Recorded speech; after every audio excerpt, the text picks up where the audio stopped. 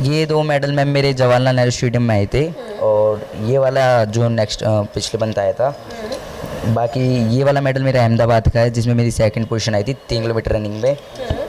और बाकी ये मेरा एनसीआर में गोल्ड था बॉडी बिल्डिंग में।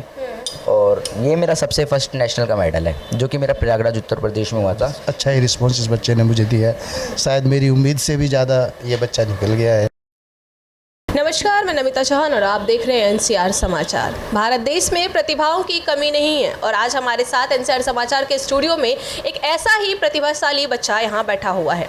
बता दूं कि इन्होंने वो काम किया है जो बड़े बड़े लोग करने में सोचते हैं और कई बार असफल भी हो जाते हैं। 10 किलोमीटर की दौड़ केवल 40 मिनट में कंप्लीट करके इन्होंने स्वर्ण पदक हासिल किया है और ये एक नेशनल चैंपियनशिप थी। इतना ही नहीं, इन्होंने इंटरनेशनल चैंपियनशिप में भी पार्टिसिपेट किया था और वहाँ पर भी इन्होंने कई मेडल जीते हैं। और केवल एक मेडल नहीं, आप इनके गले में देख सकते हैं कि कितने सारे मेडल हैं, तो आप खुद ही समझ जाएंगे कि ये कितने ज़्यादा प्रतिभाशाली हैं और न जाने कब से ये खेल में अपने आप को बेहतरीन साबित कर रहे हैं। आइए आपको मिलवाते हैं शुभम बादल से। शुभम, आप बताइए कि जो आपने लास्ट जो गेम खेला था वो कौन सा गेम था, कैसे ऑर्गेनाइज हुआ था, आपको कैसे पता चला उन चीज़ों के बारे में? ये मैम जब मैं इंटरनेशनल खेलने नेपाल के लिए गया था तो वहाँ पे मेरे को हमारे कोच मिले थे सचिन सर रेलवे स्टेशन पे। तो मैं नेपाल भी उनके अंडर ही खेला था। तो फिर जैसे हमारा नेपाल में मेरी पोजीशन आ गई थी, 3rd पोजीशन आई थी मेरी, तो सर ने मेरे को कांटेक्ट किया, सचिन सर ने। तो उन्होंने ही मेरे को बताया था कि यहाँ पे दिल्ली में भी होने वाली है, तो हम दिल्ली के ही थे तो इसलिए यहाँ पर पार्टिसिपेट किया और इसमें मेरी गोल्ड पोजीशन आई। कहाँ रहते हैं आप दिल्ली में? मैं दिल्ली के मांडी विलेज में रहता हूँ। अच्छा, कितने पदक हैं आपके पास अभी तक, बता सकते हैं? मैम मेरे पास 2 गोल्ड मेडल है, 4 मेरे पास सिल्वर मेडल है और 1 मेरे पास ब्रॉन्ज है। अच्छा, यस मैम। तो देखिए 4 सिल्वर है, 2 गोल्ड है और 1 ब्रॉन्ज है, तो साफ पता चल रहा है कि बच्चा बहुत ही ज़्यादा प्रतिभाशाली है। कब से आप खेल रहे हैं? मैम मैं 4 से 5 साल से, मतलब खेले हुए तो मेरे को अभी 1 ही साल हुआ है, पर मैं 4 से 5 साल अपनी प्रैक्टिस कर रहा हूँ। 4-5 साल से आप लगातार प्रैक्टिस कर रहे हैं। आपको कब ऐसा मतलब लगा कि आप इन खेलों में जा सकते हैं और आप जीत सकते हैं? ये सब चीज़ें आपको कब पता चली? ये मैम जैसे हम अपने स्कूल से जाते थे तो हमारे एक विनोद सर थे, तो मतलब हम सर के अंडर खेलते थे, तो सर हमें ले जाते थे स्कूल की तरफ से नेहरू स्टेडियम, जैसे हमारी डेली एकेडमी अप डाउन की, तो हम नेहरू स्टेडियम में जाके हमारे जोनल के मैच होते थे, तो वहाँ पे जाके मेरी डिस्ट्रिक्ट में पोजीशन आई थी 2nd पोजीशन। तो उस टाइम से मतलब मैंने रनिंग स्टार्ट करी, फिर मैंने अच्छी एकेडमी ली, फिर अपना थोड़ा रोड रनिंग अपना घर पे करा, तो फिर वहाँ से मतलब मेरी रनिंग लाइफ स्टार्ट हुई। वहाँ से स्टार्ट। नाम बताएंगे जैसे स्कूल ने आपको इतना मोटिवेट किया है? यस मैम, मैं दिल्ली के जौनपुर में पढ़ता है ज्ञानकुंज पब्लिक स्कूल वाले भी मेरे को बहुत अच्छा सपोर्ट कर रहे हैं।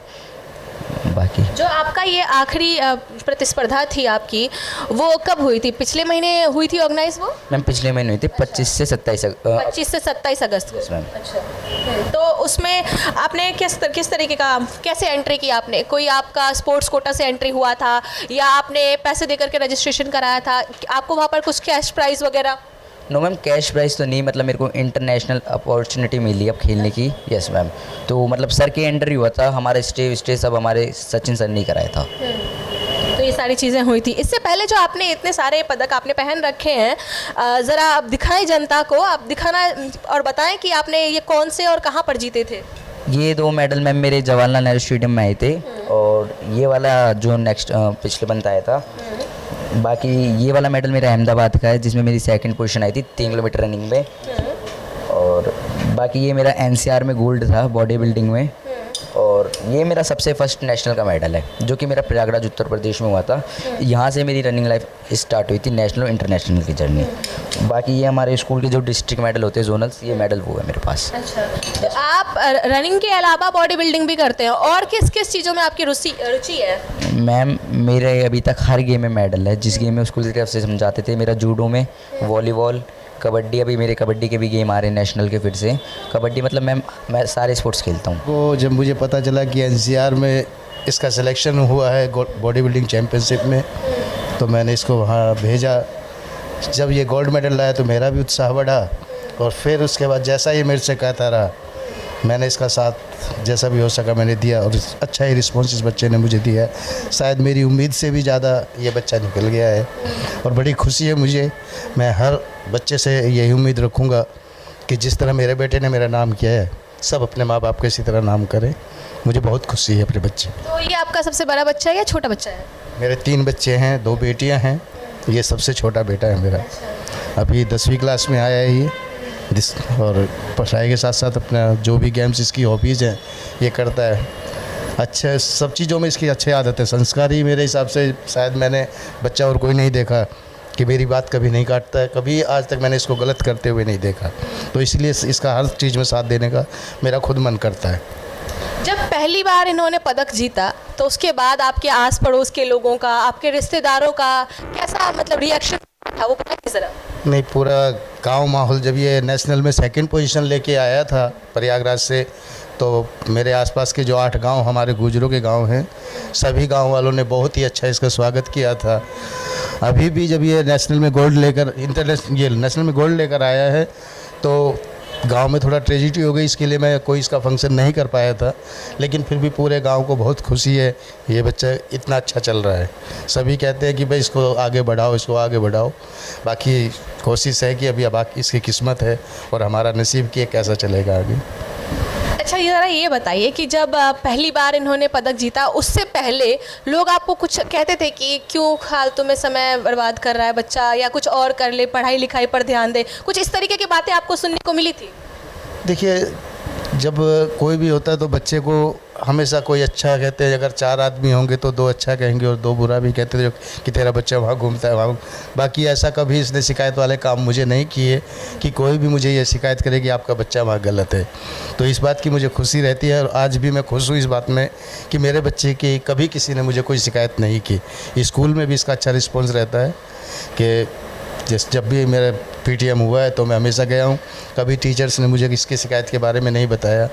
और स्पोर्ट्स में भी और पढ़ने के मामले में भी हमेशा ही कहा कि इसका ध्यान भी रखिएगा और ये अच्छा चल रहा है। वैसे आपके पास कोई सर्टिफिकेट और कुछ ऐसा ट्रॉफी वगैरह भी है क्या आपके पास? यस मैम, मेरे पास बहुत सारे सर्टिफिकेट बहुत सारे सर्टिफिकेट्स हैं। हाँ, ज़रा दिखाइए हमारे दर्शकों को जो आपके पास जो सर्टिफिकेट्स हैं वो ज़रा दिखाइए। एक शायद यहाँ भी रखा हुआ, ये भी आप ही का है ना? हाँ, तो ज़रा ये दिखा दीजिए आप दर्शकों को। ये वाला मेरा भी जो नेक्स्ट मंथ हुआ था ये उसमें आया था। ये लास्ट मंथ जो हुआ है ये उसका है? Yes, ma'am. सीधा कीजिए इसे। ये 10 किलोमीटर रनिंग में आया था मेरा। अच्छा। यस मैम, नेशनल चैम्पियनशिप थी। बाकी इसमें सारे सर्टिफिकेट्स हैं? Yes ma'am. तो ज़रा ऐसे दिखा दीजिए आप, इसका ये खोलिए। देखिए, 1-2 नहीं, यहाँ पर झड़ी लगी हुई है। कई सारे सर्टिफिकेट्स हैं जो इन्होंने हासिल किए हैं और ये सारी इनकी मेहनत है। दिखाता है कि ये कितने ज़्यादा अपने स्पोर्ट्स को लेकर के सजग हैं, कितने ज़्यादा प्रेरित हैं और कितनी इनकी रुचि है इन कामों में।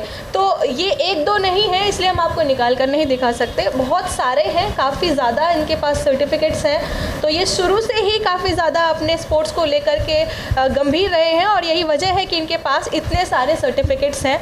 और ये ट्रॉफ़ी भी यहाँ पर रखी हुई है, ज़रा ये लीजिए आप।